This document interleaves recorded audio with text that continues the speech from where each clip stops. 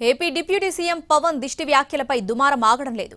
పవన్ వ్యాఖ్యలు తెలుగు రాష్ట్రాల మధ్య చిచ్చు పెట్టేలా ఉన్నాయని, ఆయనను వెంటనే కేబినెట్ నుంచి తొలగించాలని సిపిఐ నారాయణ డిమాండ్ చేశారు. తెలుగు ప్రజలు సాంకేతికంగా విడిపోయినా అందరూ కలిసే ఉన్నారని అన్నారు. బర్తరఫ్ చేయవలసిందిగా కోరుతున్నాను. వారి వల్ల తెలుగు ప్రజల ఐక్యత చెడిపోయే ప్రమాదం ఉంది. ఒకవైపున తెలుగు ప్రజానీకం భౌగోళికంగా విడిపోయారు తప్ప శారీరకంగా కానీ శత్రుత్వం కానీ లేదు. రేవంత్ రెడ్డి ముఖ్యమంత్రిగా ఉంటూ వాళ్ళ కూతుర్ని భీమవరంలో ఇచ్చాడు ఆంధ్ర ప్రాంతానికి. అంటే లేవు కదా.